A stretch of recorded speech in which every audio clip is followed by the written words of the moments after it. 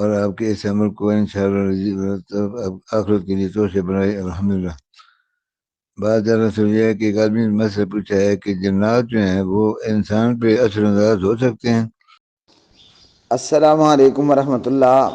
انور بھائی آمین ویاکم۔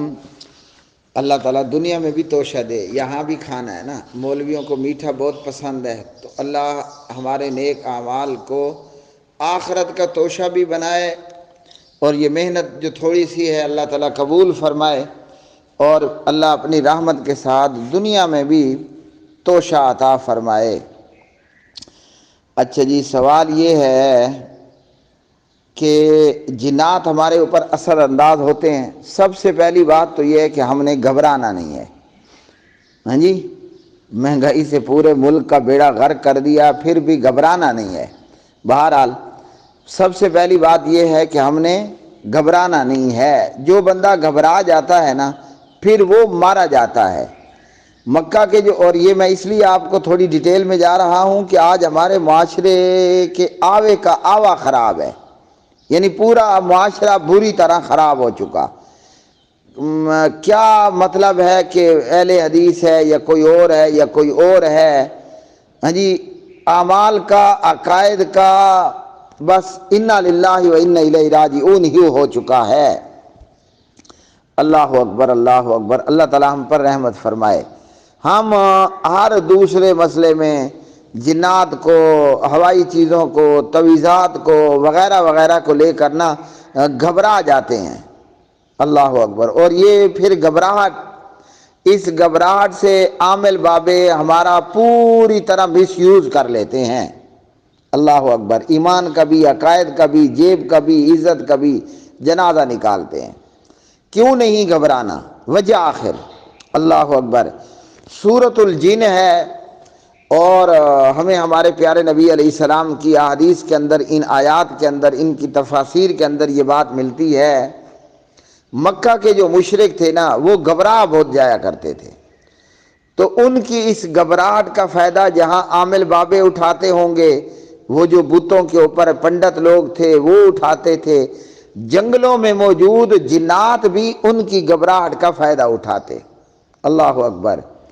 ان کی گھبراہٹ کا عالم یہ تھا کہ جب کوئی کافر مشرک بے ایمان نہ کسی گھنے جنگل میں داخل ہونا چاہتا، مسافر ہے، سفر کر رہا ہے، یہ جو بھی اس کو ضرورت پڑی ہے، تو جنگل کے کنارے پر کھڑے ہو کر آواز لگاتا، یا شاہ جنات، میں آپ کی پناہ چاہتا ہوں، مجھے یہ چھوٹے موٹے جنوں سے، بھوتوں سے، چڑیلوں سے، پریوں سے بچا کے رکھنا، کوئی مجھے چھیڑے نہیں۔ اب جنات جب یہ سنتے تھے نا، جنات ہم سے زیادہ شرارتی ہیں۔ جب اللہ تعالیٰ نے فرشتوں کے سامنے اپنا ارادہ ظاہر کیا نا کہ میں زمین میں خلیفہ بنانے لگا ہوں، سادہ مطلب میں آدم، اولاد آدم کو پیدا کرنے لگا ہوں، تو ملائکہ نے فٹ سے یہ کہا، فوراً سے یہ کہا، اتجعل فیہا من یفسد فیہا ویسفک الدماء، یا اللہ سبحانہ و تعالی، آپ زمین میں ایک اور مخلوق پیدا کرنے لگے ہو جو زمین میں فساد پیدا کرے گی اور خون بہائے گی۔ کیوں کہا؟ جنات کے انہوں نے کرتوت دیکھ لیے تھے، اوئے ہوئے، دنگا پنگا، دنگا اور پنگا۔ جنات اس میں اپنا کوئی ثانی نہیں رکھتے۔ اللہ تعالیٰ نے ان کو پیدا کیا، انہوں نے زمین میں دنگے اور پنگے شروع کر کے رکھے ہوئے تھے۔ تو فرشتوں نے دیکھا جب پہلے کو یہ حال ہے، جو بعد میں حضرت آئیں گے خلیفہ صاحب، وہ کیا کریں گے؟ ہاں جی، انہوں نے اندازہ لگا لیا کہ بڑے میاں چھوٹے میاں، سبحان اللہ، جنوں کا یہ حال ہے، آدم ذات کیا کریں گے؟ اللہ اکبر۔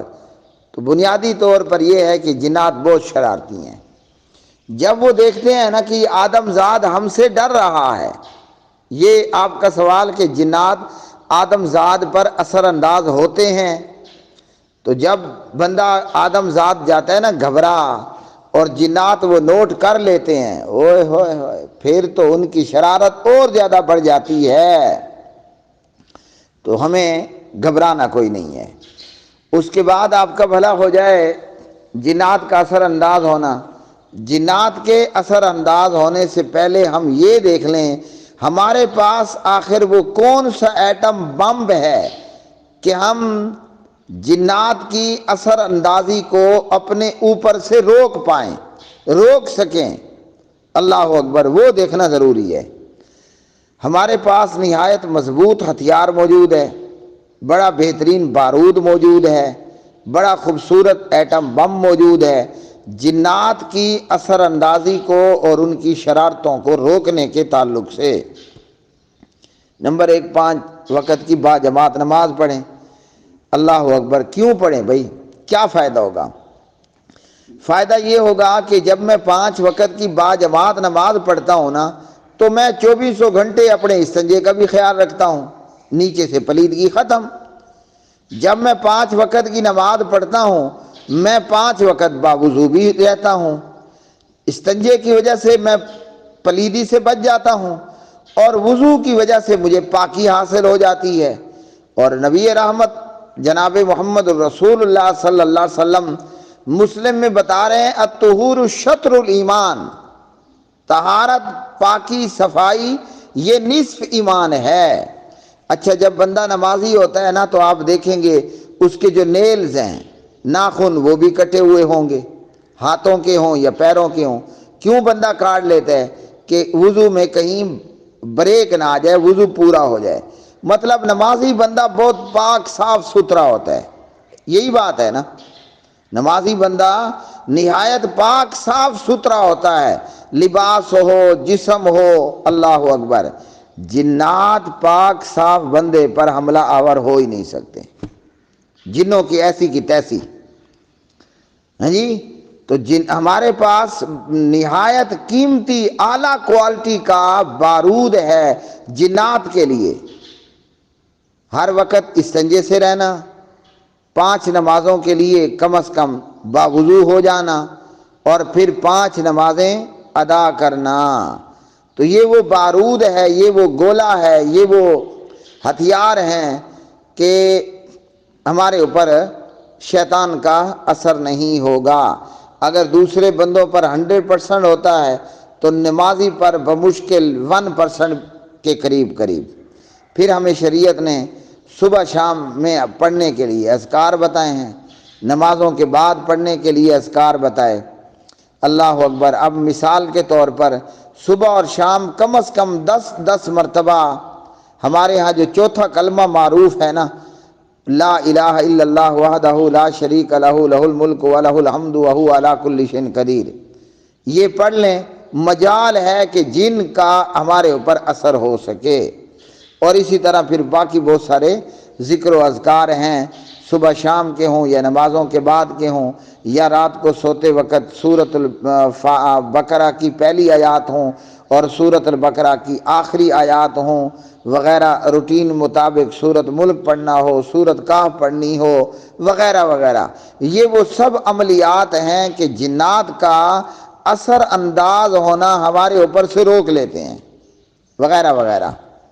تو میرے بھائی، ان تمام چیزوں سے ہمیں یہ معلوم ہوتا ہے کہ ہم نے جنات سے گھبرانا نہیں ہے۔ بندہ نمازی بھی ہو، ذکر و اذکار بھی کرتا ہو اور پھر بھی وہ جنات سے گھبرائے، ہاں جی، تو پھر اسے اپنے ایمان کی اصلاح کرنے کی ضرورت ہے۔ یہاں ہر دوسرے بندے کو یہی لگتا ہے کہ جناب جنوں کا اثر تو نہیں ہو گیا، کوئی ہوائی اثر تو نہیں ہو گیا، اب رہ گیا معاملہ جنات کا اثر انداز ہونا۔ پیارے نبی علیہ الصلوۃ والسلام نے فرمایا جنات اس طرح اثر انداز ہوتے ہیں کہ بعض جنات کو یہ کیپیسٹی اور کوالٹی حاصل ہے کہ وہ بندے کے اندر ہی داخل ہو جاتے ہیں، اندر آ جائے گا بالکل۔ کیسے؟ جیسے ہمارا بلڈ ہمارے جسم کے اندر گھومتا پھرتا سرکولیشن کرتا ہے نا، اسی طرح وہ جن، وہ شیطان بھی ہمارے اندر گھومنا پھرنا شروع ہو جاتا ہے۔ لیکن جب ہم ان ہتھیاروں کو، بارود کو، گولہ بارود کو استعمال کریں گے تو جنات دور سے ہی بھاگ جائیں گے، ہمارے قریب ہی نہیں آئیں گے۔ ہاں، بندہ گندا ہے، نہ استنجا ہے، نہ وضو ہے، نہ نماز ہے، نہ روزہ ہے، نہ ذکر و اذکار ہیں، نہ قرآن پاک کی تلاوت ہے، تو آپ دیکھ لیں ہمارے پاس مثال موجود ہے۔ مکھیاں کہاں بیٹھتی ہیں؟ جہاں جگہ گندی ہو۔ تو شیطان کس پر انداز ہوتے ہیں؟ جو گندے لوگ ہوں گے۔ اللہ اکبر۔ ہم آدم زاد ہیں، اللہ تعالیٰ نے ہمیں بہت سی مخلوق پر شرف عطا فرمایا۔ جنات تو ہمارے ٹھڈے کی مار ہیں، جی جنات تو ہمارے ٹھڈے کی مار ہیں، مجال ہے کہ وہ ہمارے اوپر اثر انداز ہوں۔